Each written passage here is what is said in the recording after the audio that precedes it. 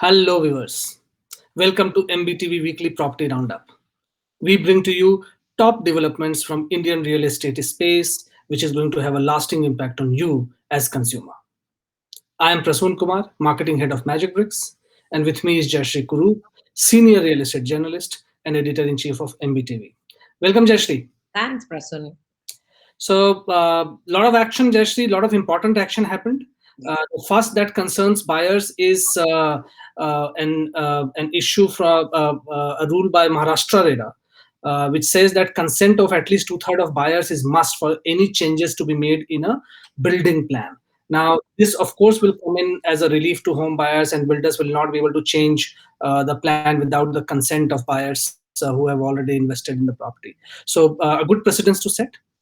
Absolutely. In fact, the law is very strong. These are provisions of the RERA Act. It's just that its enforcement was not being done. And Prasun, the most important thing here is that people have started invoking those provisions of the RERA Act, which can support them. So I think somewhere the consumers have started understanding the significance of RERA and how it can help protect them. And of course, the builder has, if you read more in that article, the builder has said that actually one of the agencies had refused him the height, given him height restrictions. Now, the thing is that unless you get everything, you can't launch a project. True. This is part of that 2013-14 era where people just applied for approvals and then went ahead and sold. And these kind of problems are going to, the legacy problems have to be sorted out. And I think RERA is very, very sympathetic to the consumers. Yes, and I think with time, the awareness about RERA and its various laws are also, kind of increasing. And so a lot of consumers are now also reading RERA laws and are willing to, go to either a proper redressal forum or to talk to developers related to that, which is a good sign because then it's ultimately empowering the consumers, which was the purpose there. Right. And so in another development, Jayashree, Naredco, which is the National Real Estate Development Council, it has sent a list of suggestions to the UP RERA. And one of the suggestions is that home buyers should pay a peak fee after handover of a property. What is this related to, and why this needs to be emphasized? Actually, this is a big issue that has happened in Noida, Greater Noida, across the UP belt. And the thing is that the developer gives you the project for internal fitting and things like that. And the developer has already taken a year's maintenance charges. Now, consumers are saying, if you've taken in advance, why should I pay again? The developers on their part are saying that that is a sinking fund and that will remain. But when I give it to you, even for fit outs, you have to start paying from that day onwards. Now, the consumers and developers have come into a confrontation, and both have approached RERA.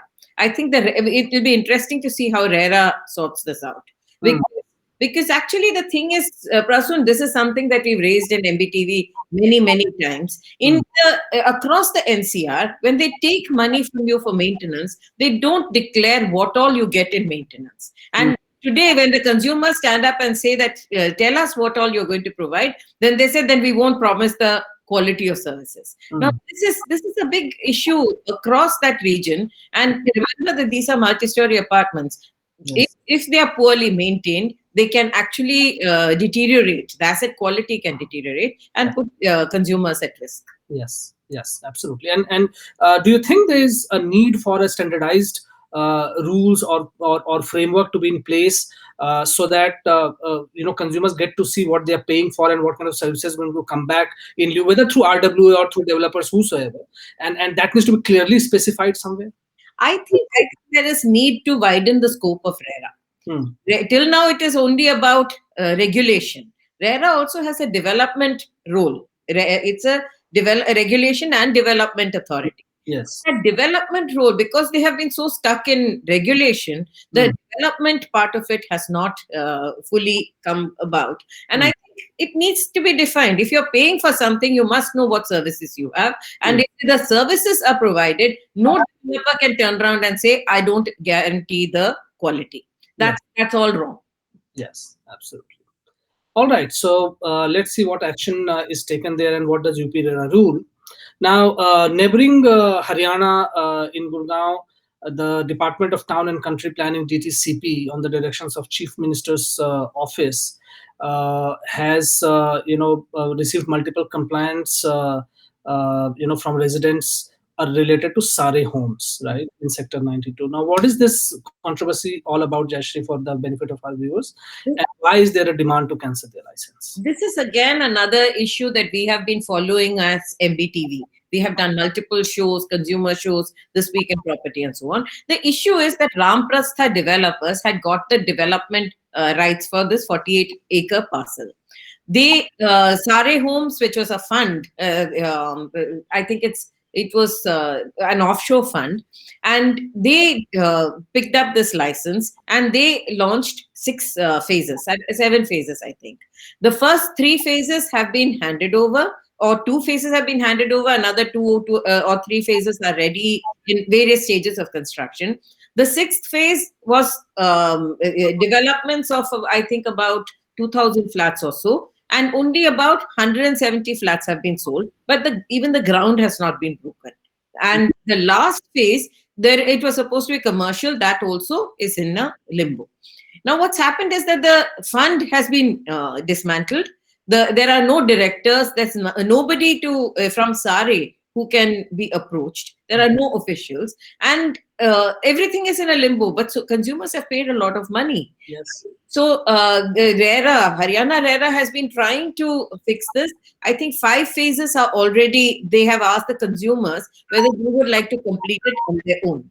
So that is happening. The 6th and 7th phase are completely in a limbo, and they are trying to figure out how to fix this. So now what has happened is that the chief minister, they approached the chief minister saying nothing is moving anywhere, and there are lots of issues. Money has been siphoned out. You don't know where the money is, all that kind of thing. So the chief minister has asked the DTCP to pick it up.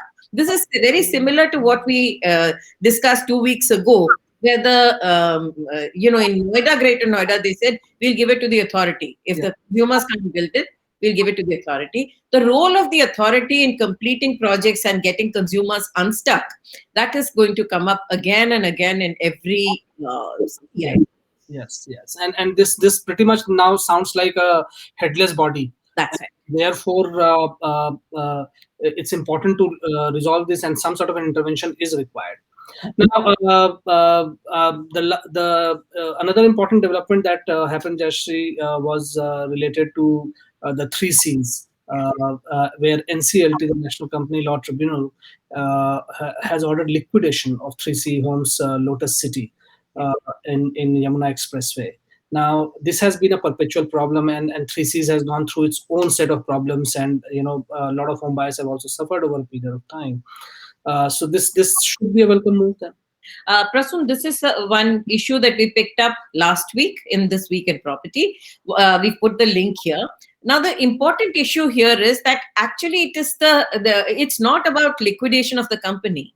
There was one group of dissenting buyers in the COC who went and told the NCLT that the plan that has come up, by the RP, the resolution professional, is unconstitutional. It doesn't follow conform to the law. So when this came up, the NCLT by rights should have allowed the dissent and asked for a change of RP.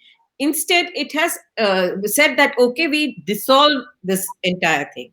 Now, that's not what the law says. The law actually says that if consumers come and dissent, you can allow them to come forward and have another RP there. Now, this is something that the spotlight needs to come on it. We did a show and we had about 2,200 people logged in and listening, participating, because this law needs to be defined. It's not a question of, the IBC was not for liquidation. The IBC was for resolution. Yes. And the NCLT will have to find a resolution to this, because it's the RP who has not done something, done things right. Interestingly, Prasun, this problem came about because there was no lender. Hmm. It was only consumers, and consumers know only so much about it. And Yeah. therefore, the developer and the RP colluded to bring a resolution that was way lower than what the value of that property was. Yeah. So you think It sounds like the same old story repeating itself. yes, yes. And of course, now with all the legislation and everything is in place, it must be dealt with very, very differently, and provide relief to the investors and home buyers anyway. But home buyers need to understand a little more before you sign as a, if you've got the status as a of a a lender, you also have some rights and obligations. These people went ahead and signed because somebody said sign, or voted because somebody said vote. Yeah. Therefore, I really want to use this forum to tell people that if you are in part of a COC, Yeah. please consult lawyers. Please understand what you are voting for, because otherwise somebody else can take advantage of you. That's right. It sounds too easy to get into COC to get the project completed, and rightly so. I mean, a home buyer looks for his home's delivery, but because there are complexities involved, it's always prudent to be on the expert side and have experts by your side to really drive things. Yes, rightly said, Jayashree, and these were the important developments for this week. We'll come back again next week. Keep watching MBTV, Jayashree, and thank you for joining. Thank you. Thank you so much.